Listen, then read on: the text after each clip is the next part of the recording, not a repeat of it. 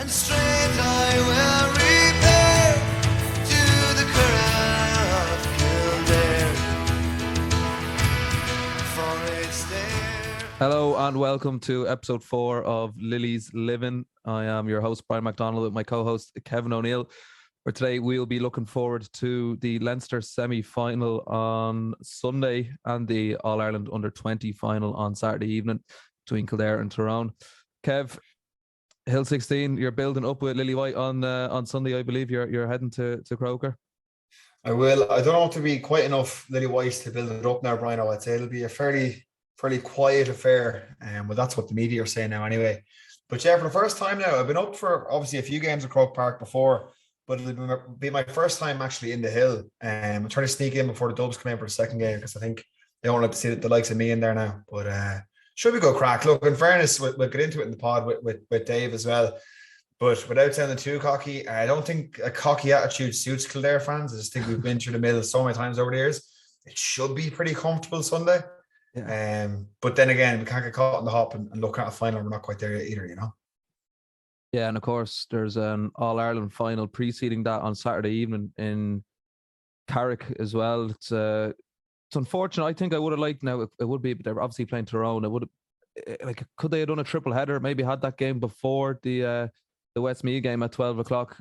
I suppose if you're a Tyrone fan, getting down to Croker before or for midday might be a bit too much to ask, but I think having the game in Carrick is, I don't know if it makes much sense. Yeah, it's hard to know. I mean, Carrick, it's pretty accessible. Like, it's just that one road up the M4, so it's fairly direct to get up there. And I was thinking that, like, could they have a triple header or even a double header with the Kildare game? But it probably would. You'd have to say as a Tyrone fan, like having the seniors on in terms of Kildare on afterwards, like it'd be very much a Kildare or Lily White dominated event. So maybe that will go against us. But come here, you're up the last day in Breffni Park. How'd you get on?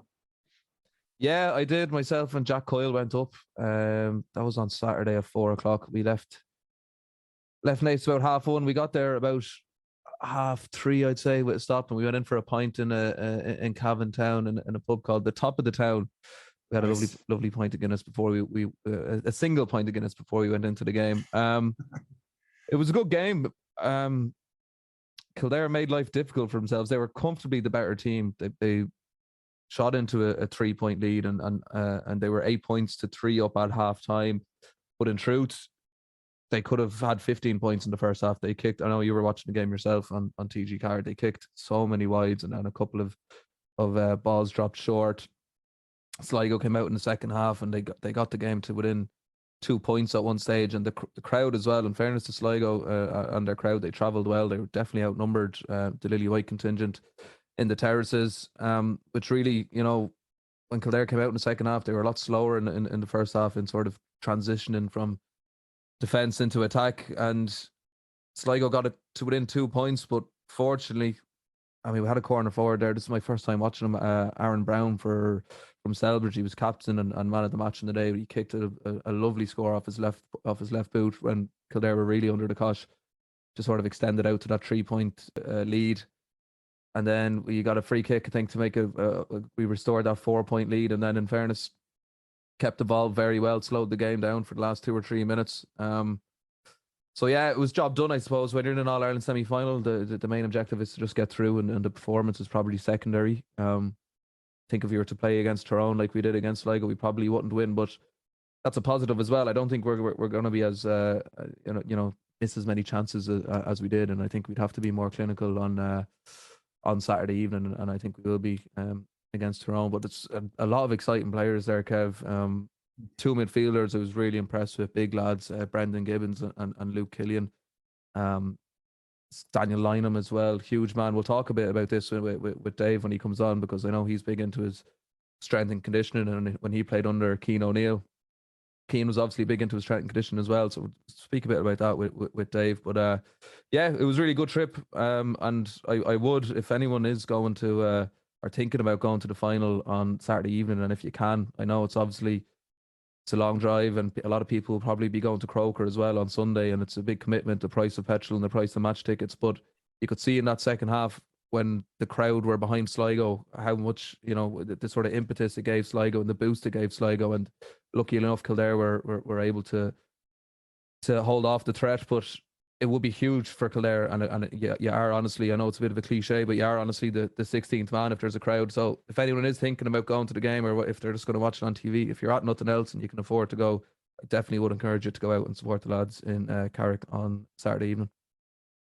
No, I think you're dead right there, and I think, you know, as Kildare football fans, and to be fair, with the hurlers are going well as well, but we've kind of got accustomed to underage success. Like, we've done quite well over the last couple of years. And it was only 2018 the last time we won the first under 20 All Ireland. So it's not something to turn your nose up at. It'd be an absolutely massive, you know, achievement and milestone for the county to kind of topple a team like Tyrone.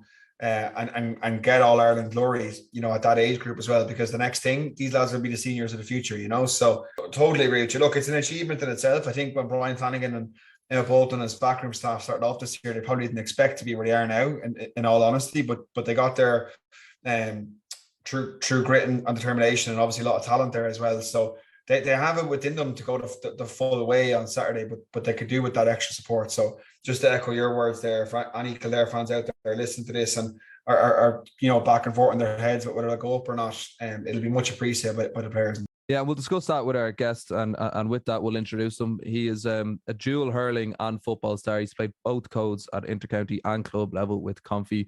He was a mainstay during the Keane O'Neill era. It is David Slattery. Ball inside. Oh, that's good pace shown here by David Slattery. Should be a score at the end. So, Dave, thanks a minute for coming on. Great to have you on episode 4 of Lilies Livin. We'll just get straight into it. So we've a fairly action-packed podcast for today. And as per previous episodes, we're going to have a look at the club stuff first. You're obviously a Confi GAA man. I say GAA as opposed to football man, because obviously you're involved with the hurlers there as well over the years. Something that I've kind of come across just doing a bit of research during the week about Confi. The club was actually only founded in 1989, if I remember correctly, which is fairly kind of relatively new for a GAA club. And yet you're still the top flight of Kildare football. And as far as I know, you've been there since 2011. Just being involved in the club, I suppose. What do you kind of attribute that relatively quick rise to success to? So yeah, Confi was set up in '89, and originally, from what I know, it was set up by a lot of trustees that were in the club. I think it was 4th of January or 6th of January 1989, and it was set up in a living room of one of my teammates' dads in River Forest. So I suppose when we really look back at the roots, there's strong history there within the club, because the generation that have come through over the last 30 odd years have been in the club from the very beginning.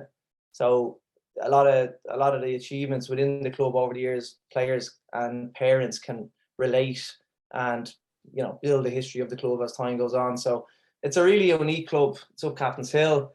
2 clubs within League Slip. There's very competitive nature in League Slip. You know, there's the far end and there's Captain's Hill, and, you know, over the years been a lot of good rivalries over there. But when you say success, like, obviously League Slip is a well built up area, and it's a strong catchment area. So over the years, we've had nearly really good waves of players coming through, and then there seems to be a bit of a period where there's a break, and then there's another wave, and that kind of cycled on for a couple of years. And back in 2011, we won the football intermediate championship. Prior to that, the Confi juniors had a really big success in Leinster, and they had a great run. Then they got promoted to intermediate, and then a great couple of managers came in and leveled up the club. But over that period, I suppose we've gone from strength to strength in terms of the culture and the history of the club, because it's a relatively young club, and a lot of people are just buying into it because of that fact. Like, now, in saying that, there's a lot of room for improvement. Again, there was a period there where we thought maybe no players coming through, and now we're seeing hopefully another wave now. So hopefully that kind of gives a bit of an insight into that.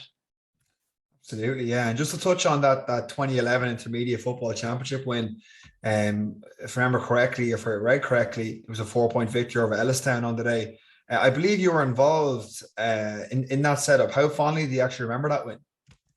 I actually text Ronan Quinn during the week, and I asked him, did I play in that final, or or were you not talking to me because I went on holidays? Ronan brought me into the senior team in Confi, so I actually played junior C football around the time I was enjoying my hurling when I was 21. So I was playing with lads for the crack during the week, and we got to a final in junior C, and Ronan was at the game, so Ronan brought me up to senior. So he kind of threw his arm around me for a few years, and he really like looked after me. But when I told him I was going away for the summer, he stopped talking to me, and the team did really well. And we got to the final in the intermediate, but I actually didn't play. From what I remember, I think I shook a fella's hand and the whistle went. So I think that's pretty much it. Yeah, I wasn't really involved in that one. And were you part of the celebrations that night or maybe afterwards?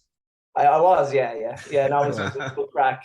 I had a team, like, look, the lads are brilliant, you know, and every GA team will tell you, like, it's going there on the Tuesday and the Thursday, the structure and the routine of actually being part of a culture or of a team. The enjoyment of it all is what kind of ticks the box and gets you to play the weekends. Like, so when you win something, if ever you win something, like, that's the best part of the whole thing, is to have a few drinks with the lads and have a bit of crack and celebrate and reset then and go at something else then. So you mentioned the hurling there as well, and you also mentioned the healthy rivalry between the other leagues, the club obviously in the town.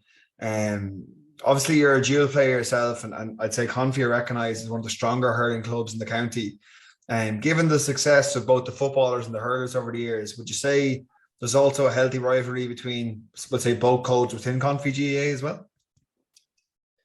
Yeah, like League Slip have always been strong, football and hurling, and Confi have always, like, it doesn't matter if Confi and League Slip play in a friendly or a league game or a championship match, it's always heavy going 1-to-1. Whoever you're marking, it's always competitive. Like, and because the two clubs are in League Slip, regardless of the competition, it creates that kind of championship atmosphere, because you always want to, you know, be competitive in a local derby.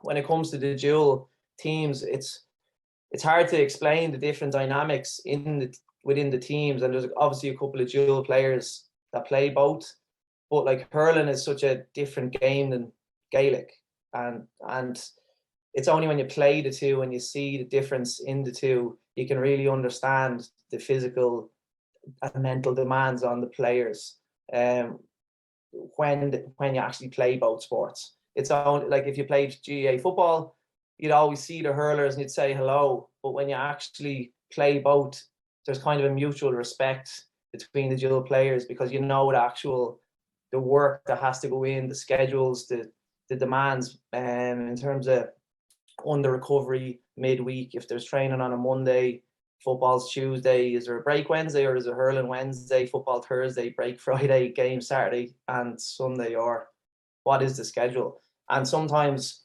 you don't know if management are actually communicating with each other to see if the dual players, now thankfully they were, and everything's great in that regard. But, you know, for the dual sports within the club, there's no real competitiveness within the club who's playing both sports. It's more of a, whoever wants to opt into dual, they'll be looked after in terms of the training protocols, and it has to be that way. Otherwise, lads will actually probably be out for both sports due to injuries or knocks they pick up for games and trainings, you know. Yeah, 100%. If we can even just move on to the county stuff, then we'll keep it on the theme of the dual status and that you're involved with yourself. Obviously, given your success with both the footballers and hurlers, it's no surprise that you went on to represent Kildare at senior level in both codes.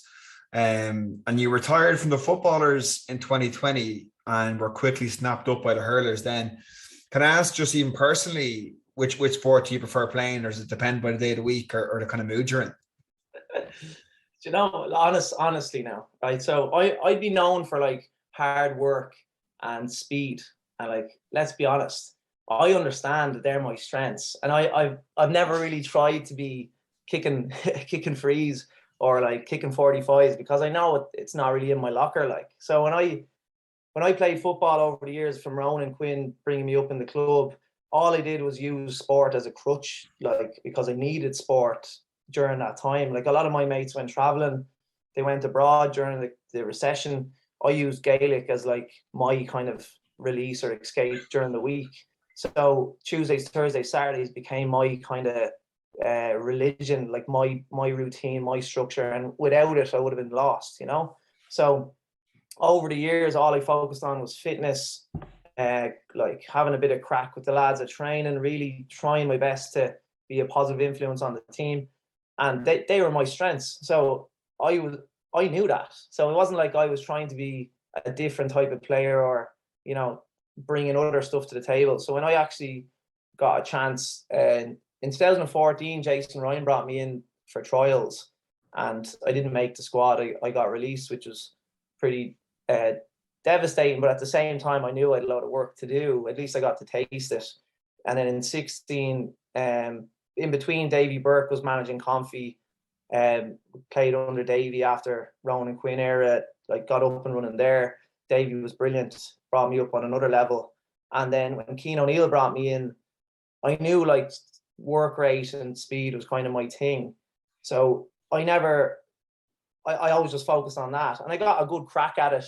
And I'm happy with how it went and relieved with how it went. But when Jack O'Connor came in, look, I had a good run and I knew it was probably coming. And I got a call in September and he rang me from Kerry and he said, look, you know, the team's moving on, the tactics are changing, and politely kind of said to me, you know, you're not really at the races here. So I was like, Jack, thanks a million. That's kind of all I need to know, really. So he kind of indirectly, politely asked me to step away, which was fine. And actually, David Herity, because I played hurling championship down with Confi, but I had trained all year thinking I was going back to Kildare during COVID. So I actually got myself in really good shape. I was in a really good place. And then I was expecting to get back into the footballer. So I was thinking, you know, I might actually be good this year or step it up from last year. And then when Herity rang me, I was like, well, I've trained all year. I feel good hurling. And it was actually when I went back to Hogfield after training, I was queuing up for food. And Jack was in front of me. And he looked around and I think he thought he saw a ghost. He goes, David, how are you? I was like, good, how are you? And he goes, are you going to go to hurling? I was like, well, I think I'm obviously better at hurling than football. So I was it was funny, but no love lost there. And that was the story there. So I want to touch on the hurling for a second, because Kildare flying in the Christy Ring Cup this season. They've 4 wins from 4. They've qualified for the final. They're a bit of a yo-yo county, I think, in recent years, sort of going between the 2 tiers, the Joe McDonagh and the Christy Ring. I think the last time we were in the Joe McDonagh, you were in the squad. In the group stages, we lost to Carlow after extra time, and then Westmeath, who went on to win the cup, bet us by 1 point, I think it was. Can you give us a quick overview on that campaign and how close those 2 games were? Yeah, like it was really close. Like we were in a really good place after winning the Christy Ring.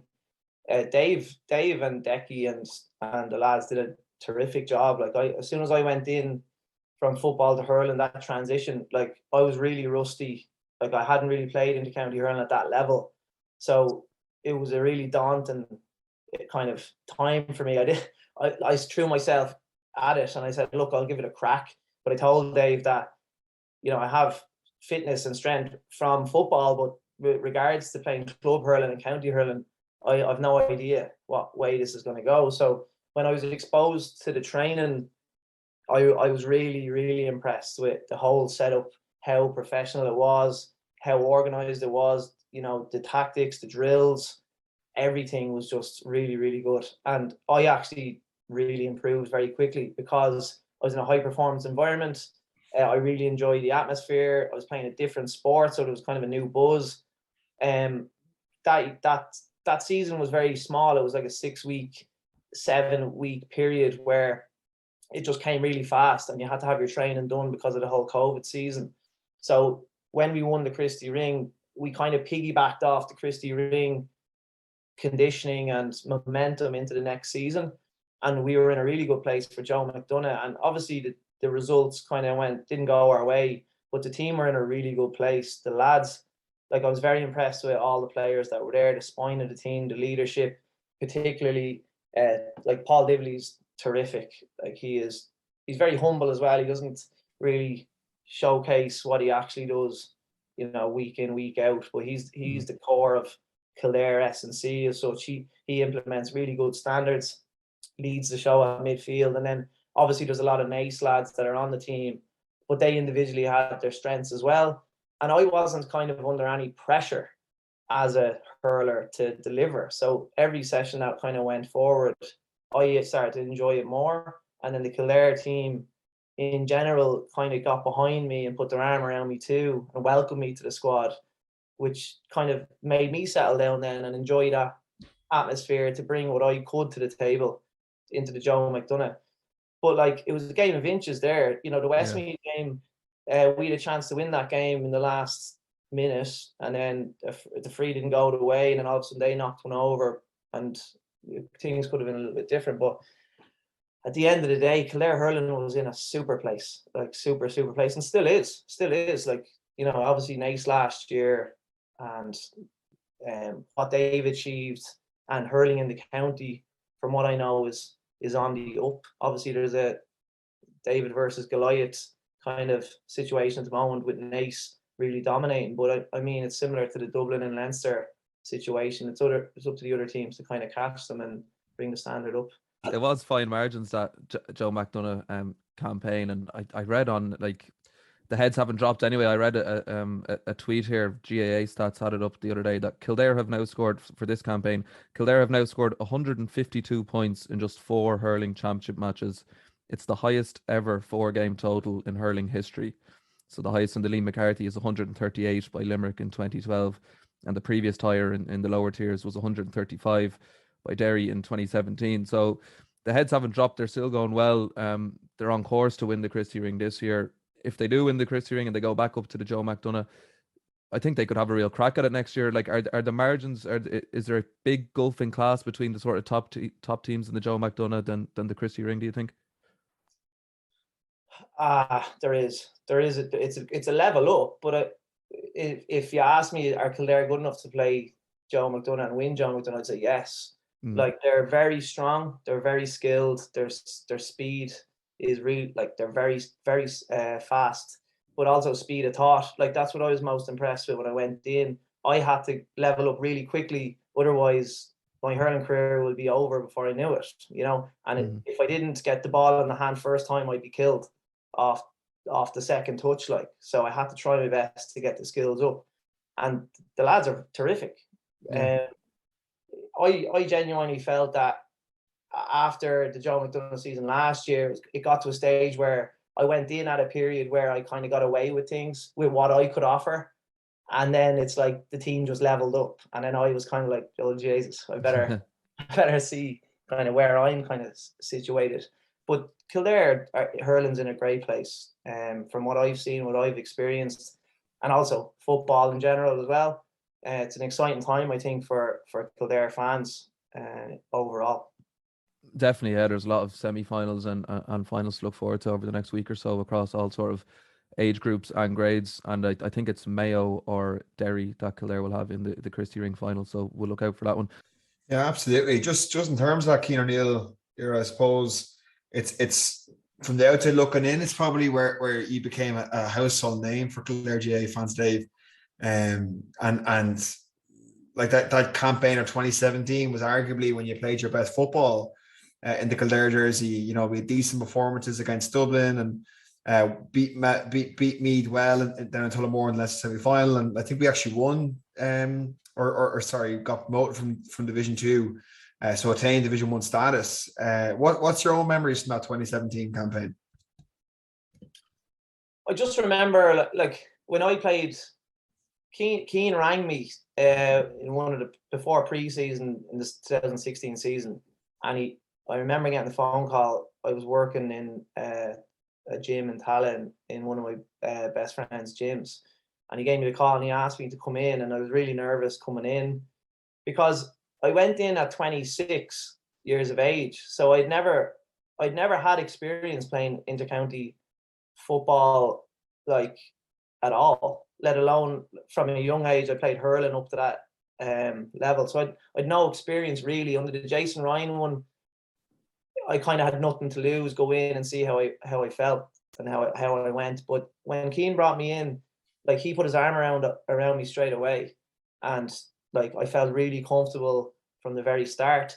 The lads were so sound. I went in obviously knowing that I'm not the best footballer in the world. Like I'm probably not ambidextrous, kicking off both feet. Like I said, kicking frees, practicing before training, but I can offer a lot of other stuff. I can bring other stuff to the table, like, you know, positivity, bring culture to the group, offer my strengths in training and bring the squad up. So at the start coming in, I didn't really put pressure on myself to deliver or to start as such. It was more to really get settled into the squad as an older kind of player coming into a senior setup and figure it out as I went. Like, so Keane to me was just top notch, and I always speak highly of Keane. Like, he's absolutely obsessed with GAA, like, and he over delivers the scientific side of things. And in many cases, you could be a different type of learner. There's accountants and there's you know, labourers that are up at 6. There's college students, and we're all trying to listen to how Keane is showcasing what he thinks, and he comes across brilliantly in all aspects. He has one-to-ones with the players, makes them feel comfortable, and for me, I've nothing but great things to say about Keane and my experience, because I was just a raw kind of person coming in, and he just kind of polished me as time went on. And Rowley Sweeney was in there, Enda Murphy, Neil Welch, surrounded by really good people. Like, so, you know, for me, it was just a constant way of just improving myself from the leaders that were around me, and then obviously players that were there who helped me too, like Owen Doyle, Kev Feely, Mick O'Grady, Paddy Brophy's, and all those types of lads that were really helping me with small nuggets of knowledge as time went on, you know. Yeah, he was a lecturer in University Limerick in sports science, was Keane, and then I think he was the head of sports leisure and childhood studies in CIT. Was he a manager in terms of like approach, like a manager that you've never really seen before? And specifically, you did kind of touch upon it there, the sports science element of it, and like, would he have you on strict dietary regimes and strength and conditioning regimes that you hadn't really seen before in Gaelic football?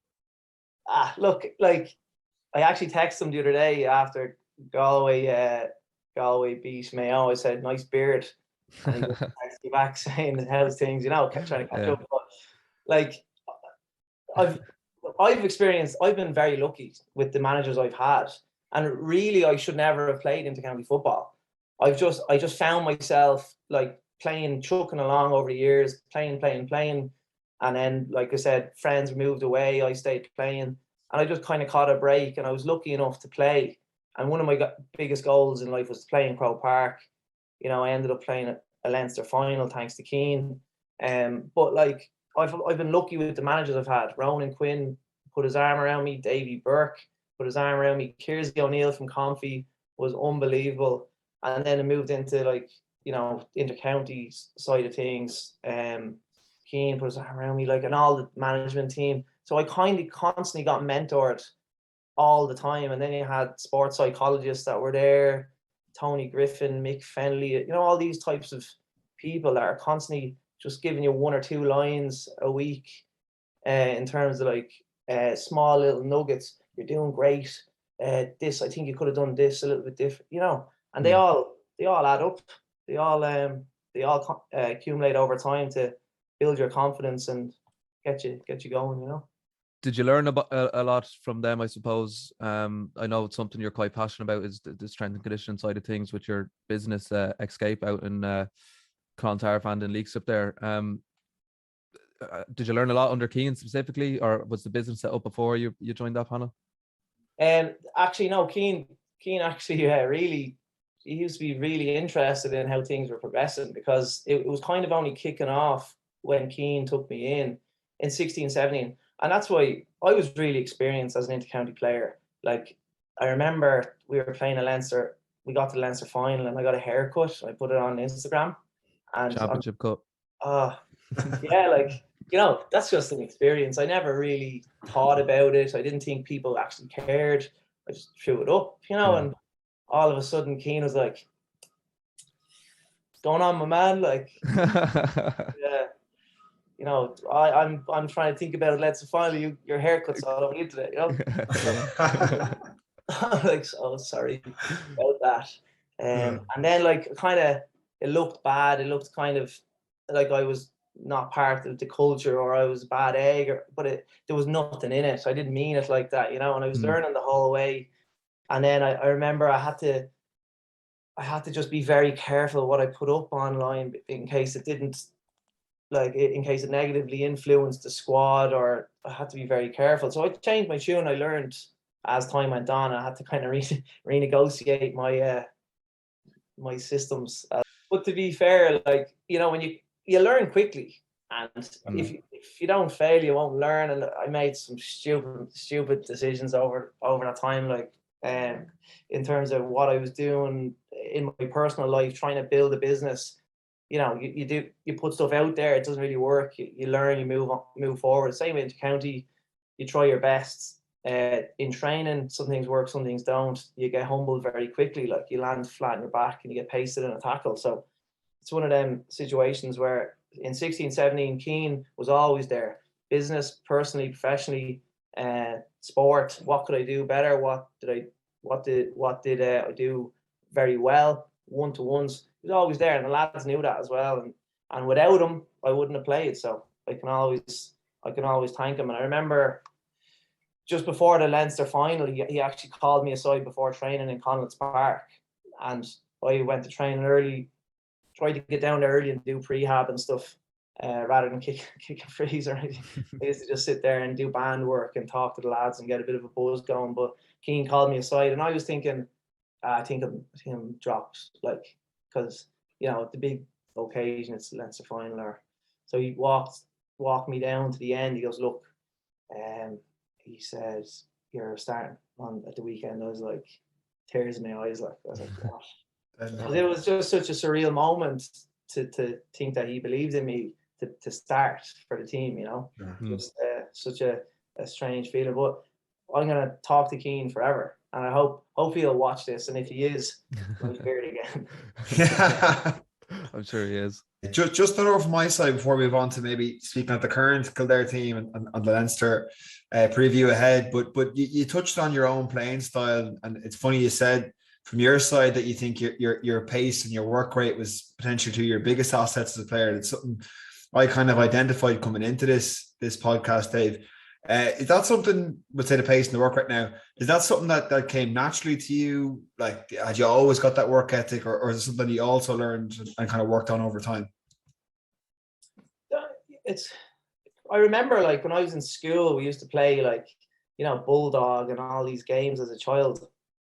And I used to love being in our uniform and just running as fast as you can, and then like stopping, and then you're not out, you pretend you're not out of breath. You know, me and the lads in the schoolyard used to love all these silly little games, but we were really doing high intensity speed in the yard with your uniform on, you know. And when we used to get out for PE, we used to just do the same thing, get out playing.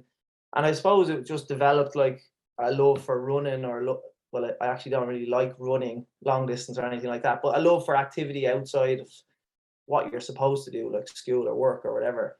So playing sport, I was always a fast kid with bad skills, and that was who I was. So I knew that from an early age. And like, as I played football throughout 15, 16, 17 minor, it was the same for me. I was fast, give the ball off to the shooter and he'll knock it over, you know. So like, the elephant in the room is I'm not that skilled left foot, right foot. However, I offer a lot of good work around the shooters or people that are getting on the ball. So I'm totally fine with it too, you know. And did you bring like your S&C obviously interest? I mean, you do that as your main profession now. Like, would you have been doing a lot of stuff behind the scenes? You know, maybe potentially more so than the average, let's say, inter-county player during the height of your career. Depends. Like, as the years have went on, I started to really learn about, like, you know, central nervous system or under recovery, overtraining. And I suppose when I worked day to day in the gym, I used to always try and do a little bit here and there. So like in between clients, I might do a few dumbbell rows or chest presses or dead bugs or so any type of exercise that I could probably get in between. But over the years, I realized that like, and especially working with Paul Divley, kind of educated me a lot around the high-low principle and you know, if you have a really high day, you need to have a low day the next day, but you can still exercise the next day once your heart rate's not over a certain threshold. Like, so you can really give your body recovery while building an aerobic engine, etc. So for me, like the demands on the S&C side of things, it's really a box ticking exercise for lads to maintain strength and upper body armor and be a lower body athlete in that regard. But it gets to a stage where if it's overly done, and lads that are, like I said, accountants, laborers or builders, college students, they're all on different time schedules. So some of them are working 8 to 5, some are working 6 to 6, you know, and they're coming in and from different lifestyles. And if they have to drive to a gym for a collective session, or they have to drive as a team to one location, it's very time demanding, it's very time consuming. So like I would be really kind of a fan of a really well balanced structure to a point where you do a lot of the work in the pre-season to build a foundation, and then as the season progresses, you're taking a lot of the players' time into consideration. Okay, who are the lads that are in college? Who are the lads that have Sigerson games? Who are the lads that are at a desk 9 to 5? Do they need more movement, mobility midweek? Who are the lads that need strength? You know, and that's the level it's going. It's going into a really in-depth look at S&C now at an intercounty level. And as the years have gone on, like it's just gone level on level and level and level, and it's turning into a really like a semi-professional sport in that regard, in terms of time that the athletes have to commit to intercounty to get their bodies to a point where they will be able to compete at that level, you know. Just one more for me, and just to kind of build on what you're saying there, I'll pass on to Brian then because he wants to get into previewing some of the Leinster Championship games coming up. But do you think, just given your own experience, and obviously like you speak so expertly about the topic, like would you ever see yourself, you know, working with intercounty team in an S&C role yourself, Dave? To be honest, I've no idea. Like, I really love being part of a team. I really struggle on my own. Like I've always, it's not that I'm obsessed with the gym or I'm obsessed with like lifting weights. I actually really don't really enjoy it that much, to be honest.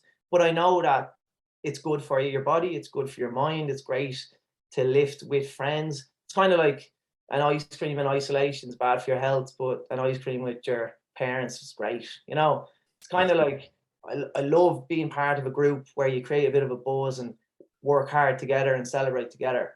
And intercounty wise and team wise, in years to come, do I see myself managing the team? Maybe. Like, love Comfy, I love my club, I love the lads that are there. And from what I see with the lads that are there, they're building a really good culture for when they potentially might retire and their kids come through.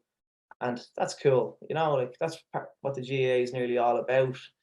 But if it gets too serious, it's like sometimes it's you know, if the enjoyment goes out of it, it gets very, very serious. And it's kind of a paradox. It contradicts the purpose to play GAA in the first place, you know? Yeah, you're making me feel quite bad. I had a strawberry cornetto on my own out the garden there before we came in the sun before we Hey, came we gotta on. cut that out. Ice cream.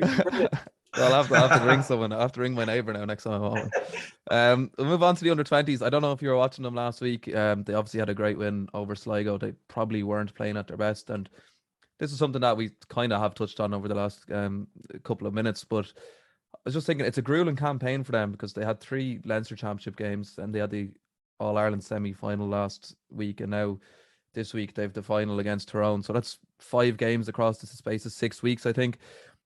Is it easier for them maybe because they're not at senior level and they're a bit younger? They might be a bit fresher, that they can play to their highest standard over 5 or 6 weeks, and, you know, it's no disadvantage to them because Tyrone will be in the same situation.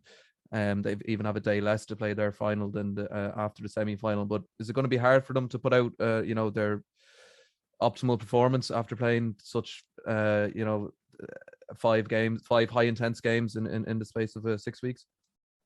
There's a lot of kind of variables to come into the mix there. Like, if you're the under 20 squad, they have a great foundation laid, I suppose, from pre-season with the S&C structure that's gone in. A lot of the lads will be very, very confident based on previous under 20 results with Kildare winning. So it's kind of set a concrete pillar within the county now that it is possible to do it again. And the lads that are coming through, like, how much confidence do you need? Whether you're like, you could be 18, 19 or 20, being part of a team that have won the All-Ireland, 2 or 3 years prior. So, like, they've nothing to lose. They've everything to gain. And the lads are playing really good football. It comes down to the buzz, the culture. Are things in a great place? Is everyone feeling good? Are they patting each other on the back in training? Is there competitive football in training? Are they really, really going toe to toe with each other, competition for places? And I would say yes, that's obviously there because they're playing great stuff. So, I mean, what more do you want? Only for it to happen on the day. It's one of those situations, if you overthink it, you can blame everything under the sun, but it has to just happen on the day, and lads just need to go out and play off the cuff and play their football. Absolutely, yeah. The final is in Carrick and Shannon on Saturday. Would you be a bit annoyed if you were playing and it was in Carrick? Because I know you mentioned earlier that when you were brought into the inter-county setup, you had a goal and your main goal was to play in Croke Park. A lot of these players on both sides, Kildare and Tyrone, like, this is probably will be the biggest game of their careers. A lot of them probably won't make the transition onto the senior team. I don't know what kind of options they had in terms of, some people on Twitter were saying, make it a triple header and have it before the 2 Leinster semi-finals on Sunday. If you did that, you'd have to put it at midday, which is probably a bit unfair on Tyrone to come down to Croke Park for midday and also playing in front of a larger Kildare crowd, seen as will have a senior championship game as well. I don't know if they could have had it the week after either, but then you might have, on the other side of the coin, you might have people saying, well, it's better to have it in a county ground than it is to have it in a, Croke Park with 20, 25, 30,000 people. Personally, I think it should be in Croke Park. I don't know. Do you think it's unfair that it's out in Carrick and Shannon? I was actually laughing at the start because sometimes, I remember when I was playing, sometimes we were told just avoid the noise. If you go into the shop for a sliced pan or a chocolate milk, you've every neighbour under the sun stopping you for an interview, asking you about your thoughts for the weekend. And I swear, sometimes I didn't actually know who we were playing or where we were playing.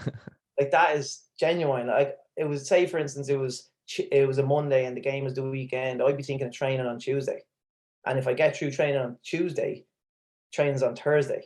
And for a lot of the lads, it doesn't matter where you play. But obviously Croke Park's a huge venue, and wouldn't it be great to play there?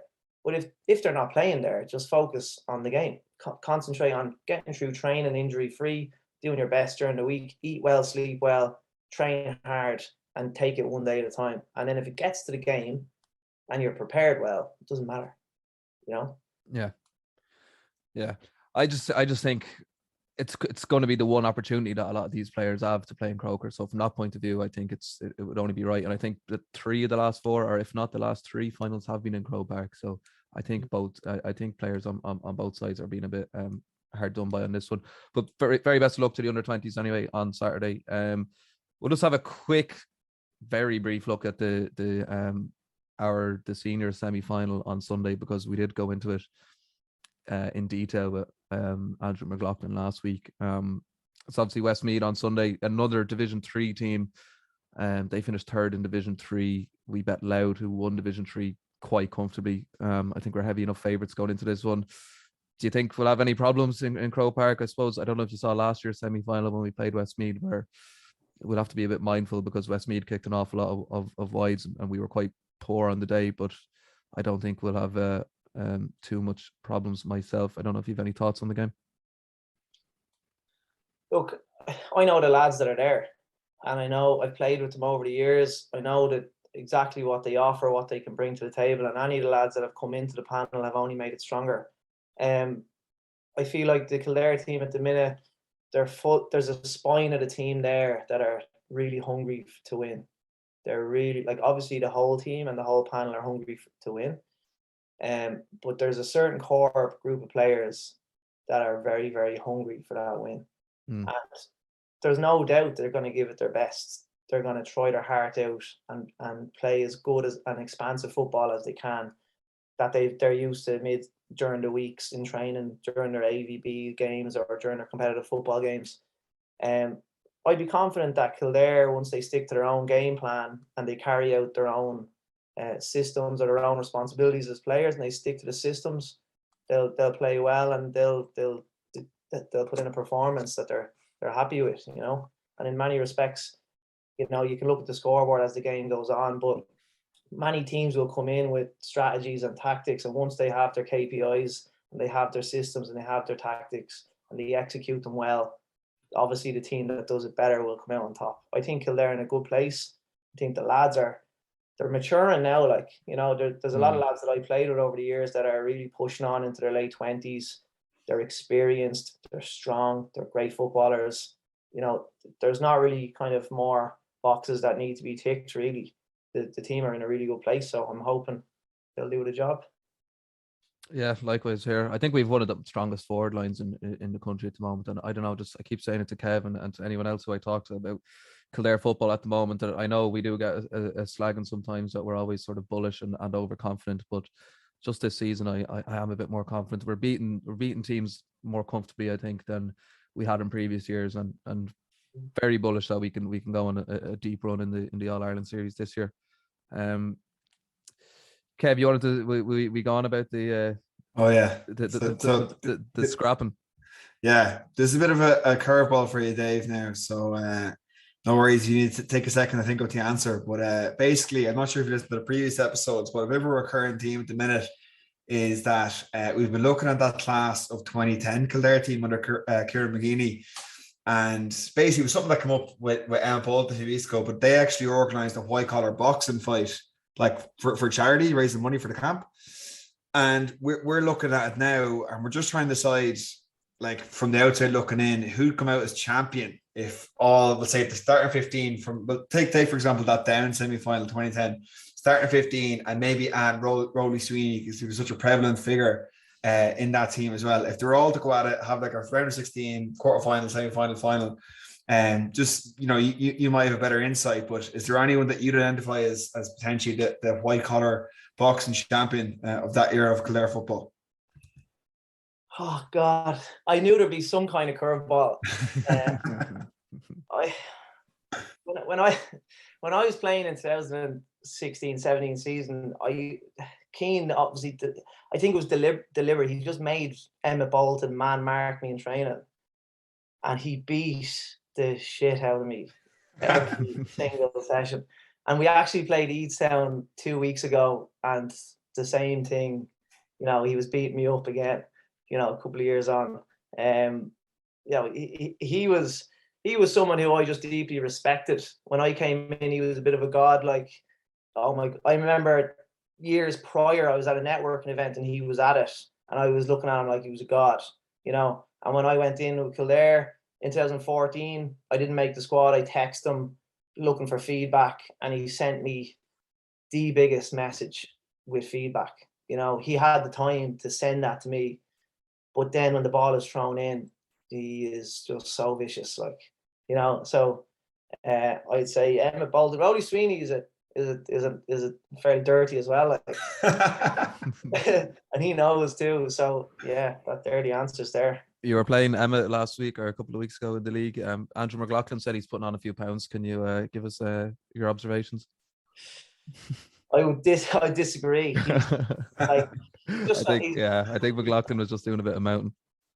I'm gonna have to be nice to him here. Like, he still has that viciousness in him, where he's just really competitive, leaves a mark off the ball, constantly on your case, laying in elbows. Oh, sorry, you know. Dead leg. Oh, thanks for that.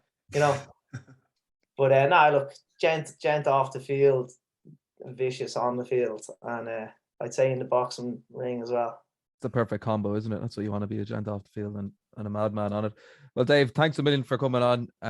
It was some fascinating insights there from someone who's probably not a self-confessed ga man like a lot of other players on the intercounty team are. Before you go, sure, we'll give a little shout out to your business, Escape Studios, EXCAPE Studios, in that's private and semi-private personal training in Comfy and in Clontarf as well, is it? Yeah. So basically, it's Escape. We're a personal training brand, and without upselling, we basically try and bring like general population into an environment where they feel part of something through exercise. So bit of crack. They do a bit of strength work, and they have a bit of a buzz, and they join a community full of people that, you know, they might be feeling a bit lost. So they join Escape, and they finally feel like they're part of a buzz or a community. So it's kind of really bringing the intercounty experience and day-to-day life experience into a service that can tick a lot of different boxes in terms of relieving stress and making people feel a little bit better about themselves. You know, we wouldn't be mad on body transformation pictures or anything like that. It's more the wheel of life side of things and giving people a little bit of a taste of what it feels like to feel really good in their own skin. So that's pretty much what we do. Yeah. So thanks for the shout out. Nice one. Yeah, no worries. If anyone has any interest in that, they can check us out on escape.ie and Escape on Facebook as well. Thanks a million, David. Thanks, boys. Fair play. Thanks a mil. That's David Slattery trying to get through, and Slattery puts it over. That was Dave Slattery, and thanks to him for coming on. There's lots to look forward to this weekend, Kev, if you are a Lily White fan.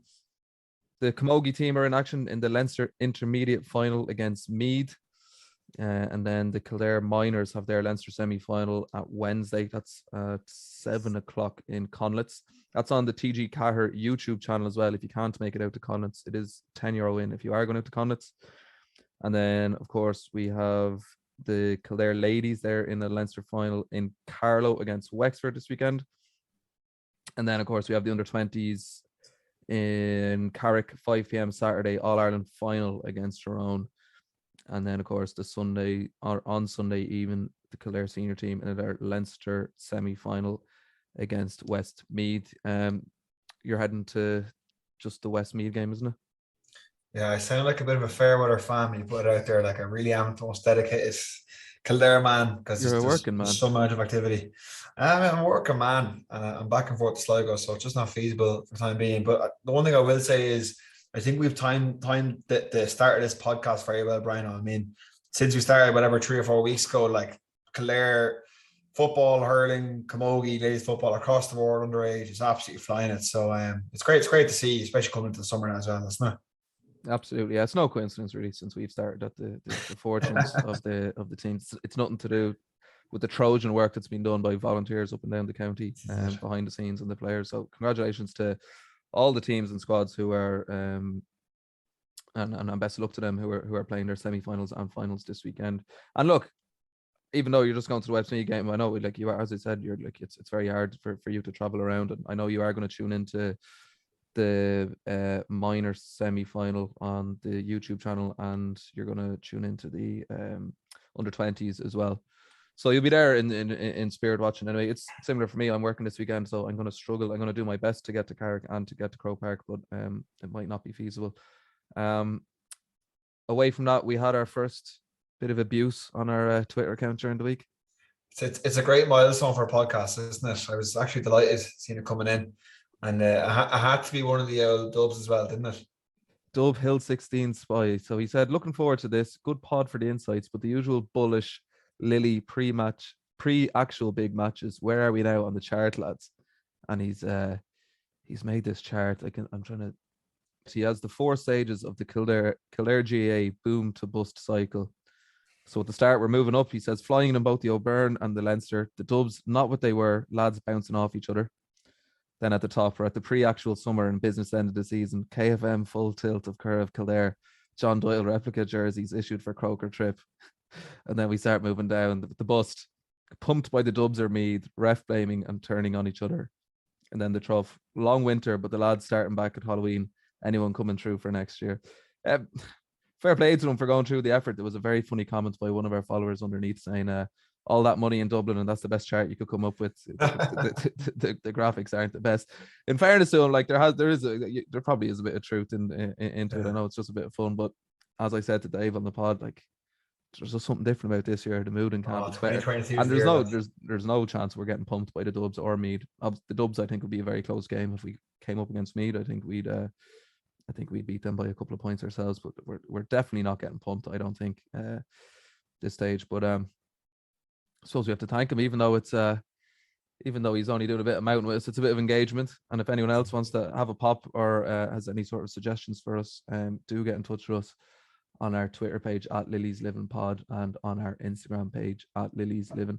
And as well, if anyone has any suggestions from anyone maybe inside your club or any players in your club or past intercounty players from any generation of Kildare intercounty teams, do let us know, and we'll reach out to them and get in touch and try to get them on. That's all for this week. We will hopefully see you guys in Crow Park on Sunday, or if not in Carrick on Saturday evening, and we'll be back again with another guest next week.